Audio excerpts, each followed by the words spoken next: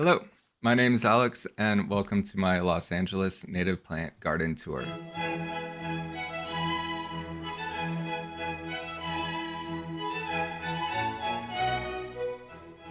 Spring has come and is turning into summer real fast. I'll be narrating some of the videos I took over the past month to show you what I've grown.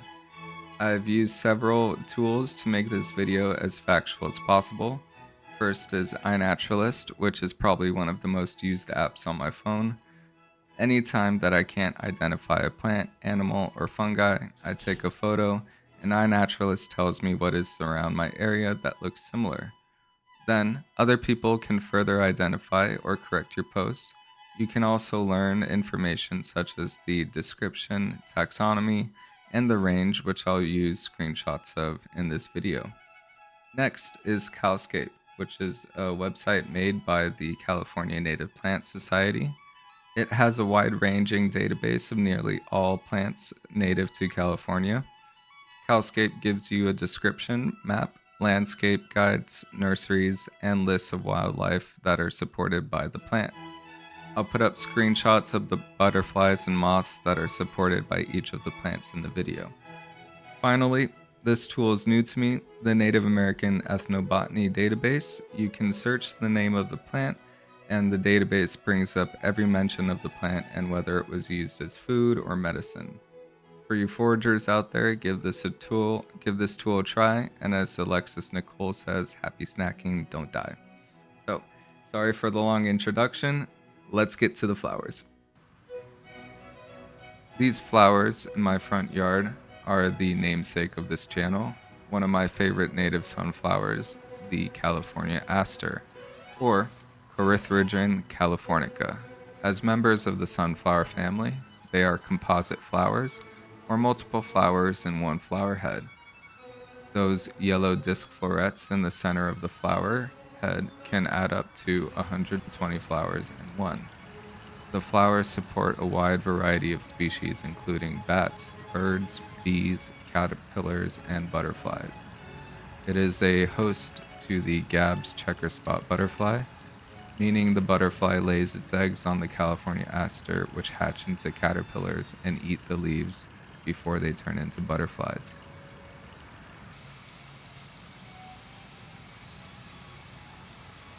This is narrowleaf milkweed, or Asclepias fascicularis, from the Apocynaceae family.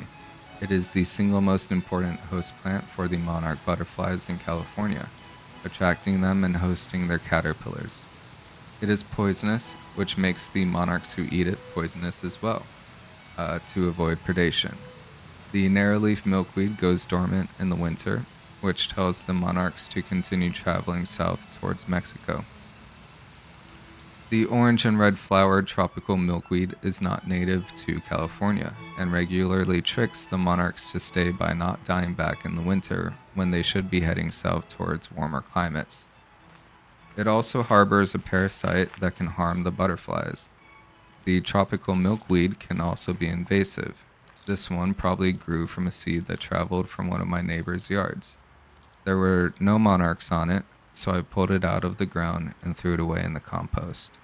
Stay away from the big box nurseries that sell tropical milkweed and plant narrowleaf milkweed instead.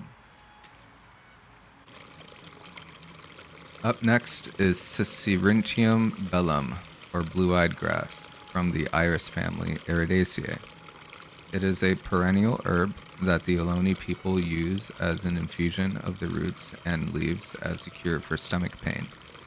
The plant is also recognized as fire resistant, which we know in Southern California is very important, especially after the wildfires we had this year.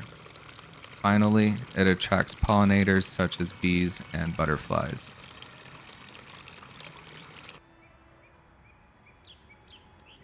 This is Diplochus longiflorus, or southern bush monkeyflower, part of the Firmaceae family in the order of mint, otherwise known as Lamiales. It has orange flowers that can look like a monkey's face. It also produces a protective sticky resin on its leaves. As a note, my dog Bella sheds a bunch, and those longer hairs you see on some of the plants are hers. It is pollinated by hummingbirds and bees and may also be supported by birds, bats, caterpillars, butterflies, and moths. The monkey flower is one of the host plants for the variable checker spot butterfly. The western columbine, or Equilegia formosa, is a member of the buttercup family Ranunculaceae. It is a perennial herb that has several food and medicinal uses by Native American people. Actually, there are far too many to mention in this video. Its gorgeous red flowers attract hummingbirds along with bats, caterpillars, butterflies, and other birds. This beautiful flower is Clarkia unguiculata, or the elegant Clarkia. It is an annual from the evening primrose family Oenograceae. The flowers can range in color from pink to purple or even white.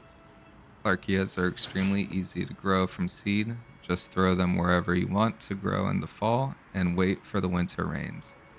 I buy all of my seeds from Nicholas Hummingbird's Walkokosh native seed store, and they germinate very consistently. Elegant Clarkia is endemic to California and attracts butterflies, moths, bats, and bees. It is the host plant for the Mariposa forester and the Clark's Day Sphinx moth. A relative to elegant Clarkia is the tall evening primrose, or Oenothera alata. This is the second year that I sowed the seeds. For the first year, up until a couple months ago, this plant was no more than half a foot tall. After the winter rains this year, it shot up about 10 feet to compete with the olive tree. The fragrant flowers open at dusk and wilt the next morning. The flowers support bats, birds, hummingbirds, caterpillars, and butterflies.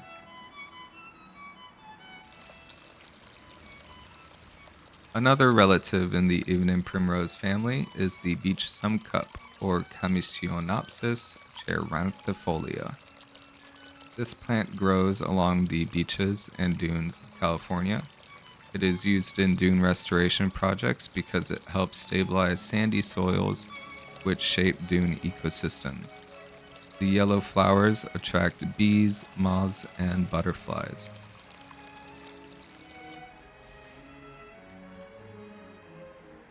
Here we have a volunteer Metricaria discoideae, or pineapple weed. It is an annual member of the sunflower family Asteraceae that is native to North America. It is closely related to chamomile and produces an aroma similar but with a pineapple twist. Pineapple weed is an edible herb that you can eat in salads, make flavored syrups, drinks, and tea. With its close relation to chamomile, it could be used to aid in sleep, stomach cramps, digestion, and as a mosquito repellent. Again, I'm not a doctor, I just found this information on an article.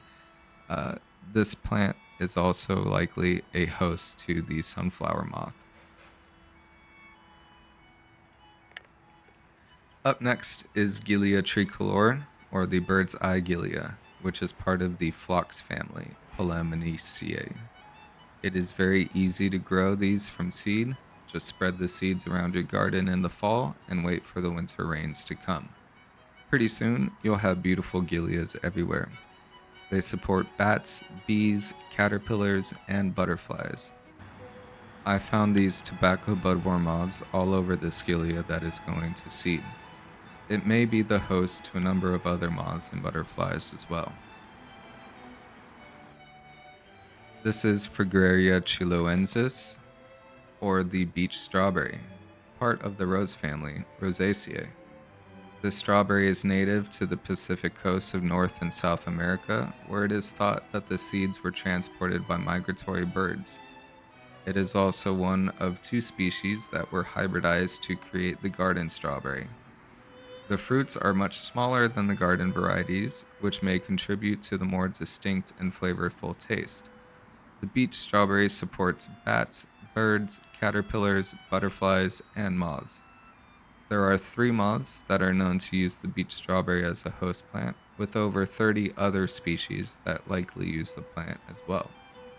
The three confirmed species of moth are Clepsis fucana, the drab brown wave moth, and the filament bearer moth.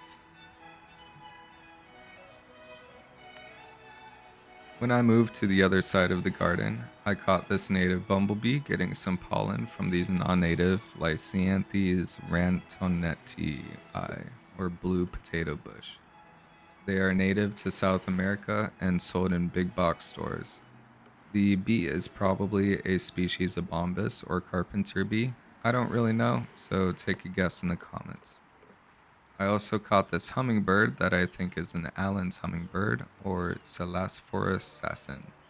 They are the most common species of hummingbird in Los Angeles and the West Coast. The small birds love the fountain and come here every day to wash off.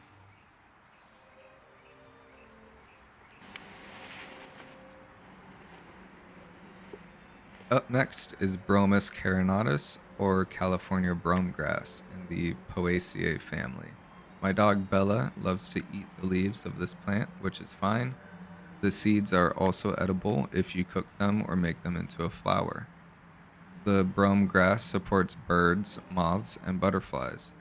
It is the host plant for the umber skipper butterfly and possibly 5 others.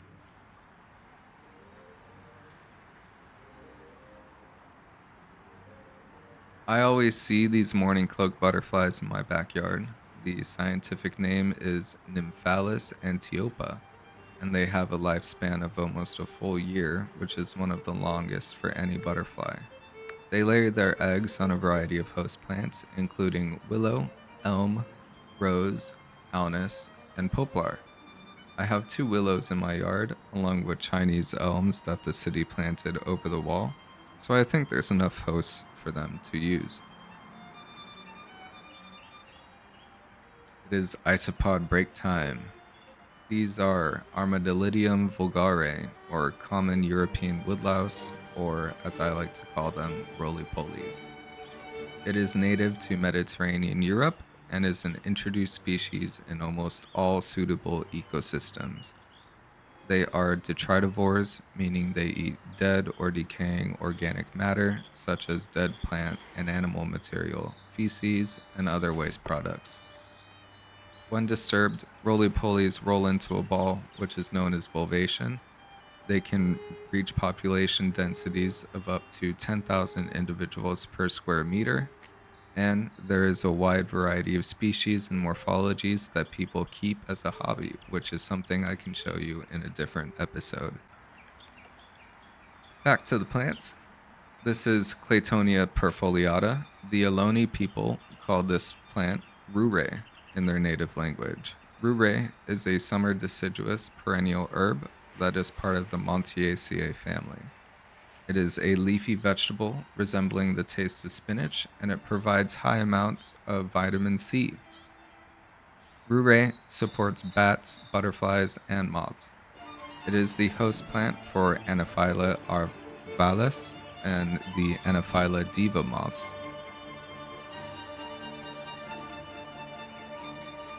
There are common names such as California lettuce or the culturally inappropriate miner's lettuce that erase that historic and cultural knowledge of the indigenous people of this land.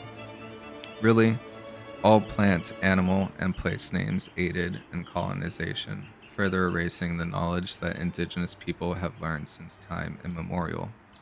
The indigenous people of California survived and thrived here for thousands of years.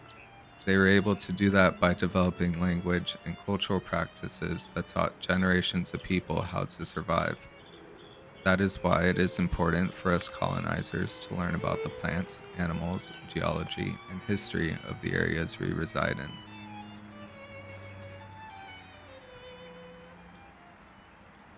I suggest that if you live in California and you're interested in learning about native plants, you should follow Nicholas Hummingbird on Instagram and take one of his classes or buy seeds to support his business. I also suggest that you go out and volunteer at your local park, garden, or whatever place you can learn about native plants in your area. Pull out some invasive weeds that were brought over from the other side of the world. Kill your lawn and plant native seeds on its grave. Do something that brings natural life back into your area. Thank you for watching, and I hope you have a great day.